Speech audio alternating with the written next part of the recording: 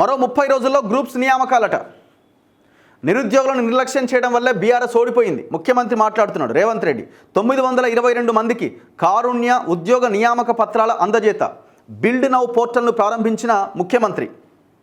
ఒక అభ్యర్థినికి ఉద్యోగ నియామక పత్రం అందజేస్తున్న రేవంత్ రెడ్డి, చిత్రంలో మంత్రి సీతక్క తదితరులు.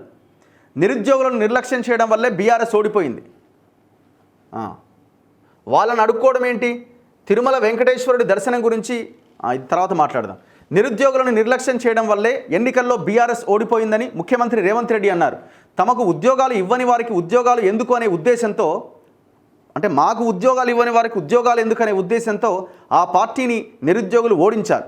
బీఆర్ఎస్ ప్రభుత్వం చేసిన 8 లక్షల కోట్ల అప్పులు రాష్ట్రానికి గుదిబండగా మారినాయి.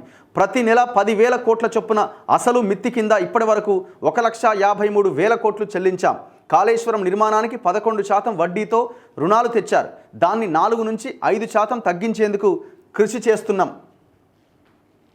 తాము అధికారంలోకి వచ్చాక చెల్లించిన 1,53,000 కోట్లు తమ చేతిలో ఉంటే 75 లక్షల మందికి రుణమాఫీ చేసేవాళ్ళం. ఇతర సంక్షేమ పథకాలు అమలు చేసేవాళ్ళం. పదవీ విరమణ పొందిన ఉద్యోగులకు చెల్లించాల్సిన బకాయిలు 8,000 కోట్లు బీఆర్ఎస్ పెండింగ్లో పెట్టడంతో వాటిని చెల్లించడం సమస్యగా మారింది. అతి కష్టం మీద ప్రతి నెల 200 నుంచి 300 కోట్లు చెల్లిస్తున్నాం. రాష్ట్రంలో త్వరలో మరో 30 నుంచి 40 రోజుల్లో గ్రూప్ 1, గ్రూప్ 2 అండ్ గ్రూప్ 3లో 2,000కు పైగా ఉద్యోగ నియామకాలు పూర్తి చేస్తాం. సో అంటే మరో గ్రూప్స్ నోటిఫికేషన్ రాబోతున్నది. గ్రూప్ 1, 2 అండ్ 3 నోటిఫికేషన్ రాబోతున్నది. తెలంగాణలో యాదగిరిగుట్ట దేవస్థానం ఉండగా తిరుమల తిరుపతి దేవస్థానంని ప్రతి ఒక్కరు ప్రతిసారి అడుక్కోవడం ఎందుకని ప్రశ్నించారు. హైదరాబాద్లోని రవీంద్ర భారతిలో గురువారం నిర్వహించిన ప్రజాపాలనలో కొలువుల పండుగ కార్యక్రమంలో ముఖ్యమంత్రి పాల్గొన్నారట. సో మళ్ళీ నోటిఫికేషన్లు వేయబోతున్నారట.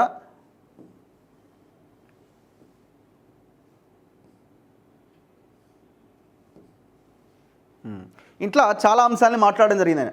10 ఏళ్ల కళ సాకారం చేసినాం. నియామక పత్రాలు అందుకుంటున్న వారికి, వారి కుటుంబ సభ్యులకు అభినందనలు. మీ కళ నిజం కాబోతోంది. ముఖ్యమంత్రి పదవి చేపట్టడం కన్నా జెడ్పీటీసీ సభ్యుడిగా విజయం సాధించినప్పుడే నాకు ఎక్కువగా సంతోషం కలిగింది.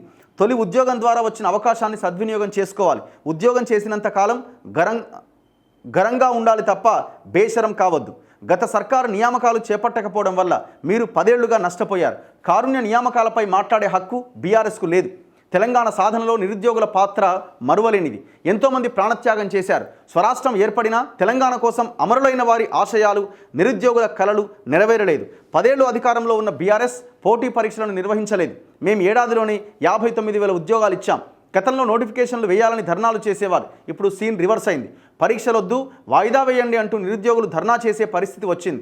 వాళ్ళు చేయలేని పని మేం చేస్తుంటే బీఆర్ఎస్ నేతలు తట్టుకోలేకపోతున్నారు. తామే నోటిఫికేషన్లు వేశామని మేం చేసిందేమీ లేదని మాట్లాడుతున్నారు. ఇట్లా చాలా అంశాల మీద మాట్లాడడం జరిగింది నిన్న ఒక కార్యక్రమంలో. మళ్ళీ ఇక్కడ పాయింట్ ఏంటంటే మళ్ళీ group 1, group 2 and group 3 notifications రాబోతున్నాయట. సో మొన్న ఆల్రెడీ వచ్చినది, దాన్ని ఆ రిజల్ట్స్ కూడా వచ్చేసినట్టున్నాయి. కాకపోతే దాంట్లో కొన్ని తప్పులు జరిగినాయి అన్నది కొన్ని వాస్తవాలు కనిపిస్తున్నాయి. ప్రభుత్వం వాటి మీద కూడా దృష్టి పెట్టాలి. ఆ జీవో 29 ఇంకా మీరు చేసిన కొన్ని రకాల దీనివల్ల కూడా చాలామంది అర్హులైన వాళ్ళు ఉద్యోగాలు పొందలేకపోయారు. దాని మీద కూడా మాట్లాడాల్సిన అవసరం ఉంది.